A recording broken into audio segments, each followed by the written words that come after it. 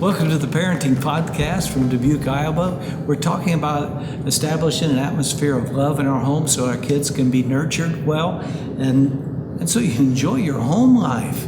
Yeah. Now, we're going to get into something here in a little bit. Proverbs 22 says, train up a child in the way he should go, and when he's old, he'll not depart from it. So there's that whole thought of training, which is a parent establishing some boundaries, establishing some parameters in the home, some behavioral expectations, and then teaching the children and helping them develop in those things. And in 1 Corinthians 13, we're reading about the characteristics of love. And verse 4 says that love is characterized by acts of kindness. Love is kind.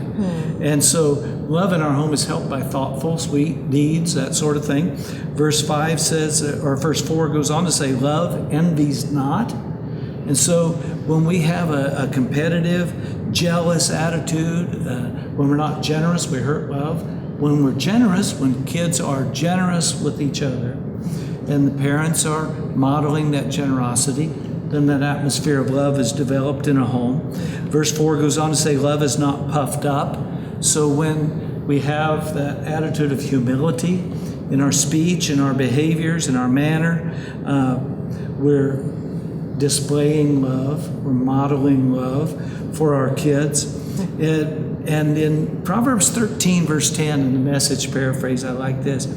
Arrogant know-it-alls stir up discord, but wise men, I don't just like that part, but arrogant know-it-alls stir up discord, but wise men and women listen to each other's counsel.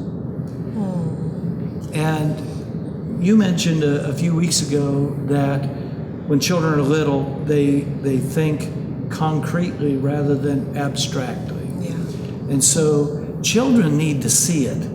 They need to be taught behaviors, not just concepts. You can't just say, oh, walk in agape love. Okay. I mean, they'll repeat the word, okay, walk in agape, what are you supposed to do? I'm supposed to walk in agape love. Yeah, he's got it. No, he doesn't got it. You know, he can repeat the words, but he's got no idea because it's beyond their concept. So actually, it's beyond some grown-up concepts too, and it's obviously agape love is something that we all have to learn to walk in, and we're all continually growing in. So obviously, a 3-year-old can say it, but maybe can't do it, live it out completely. And love, you go on to read, love does not behave itself unseemly. It's not rude.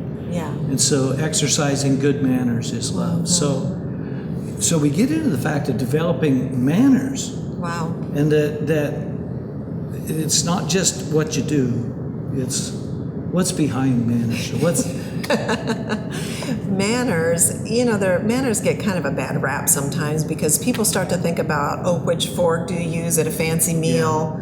Yeah. And I don't really want to learn all that stuff. That's not for me. But you know what?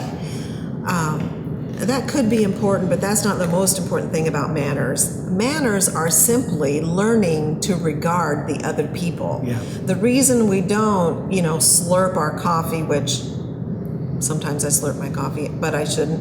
Why shouldn't I slurp my coffee? Because it sounds gross to the person next to me. Yeah. Manners are all about behaving in such a way that those who are with us are blessed.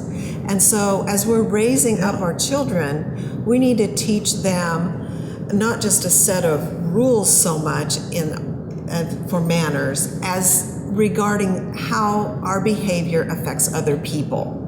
And so that starts when they're pretty young, and we begin to teach our children how their behavior is affecting other people, how their yelling is interrupting a conversation that somebody else might be having, or how they're interrupting makes another person feel unimportant, or like running in between two people.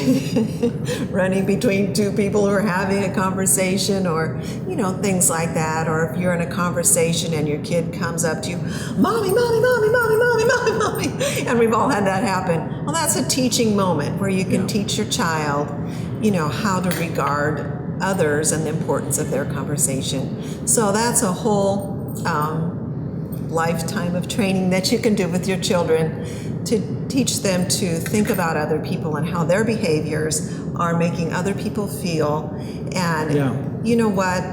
it's more pleasant to spend time with people who have good manners, and you want people to enjoy your children. Yeah. So you're helping them learn to think how their behavior affects other people. Yeah. And cool. Well, let's all think about how our behavior affects other people this week, and the world will be a better place. It will. Have a great week. Have a great Love week. you. Bye.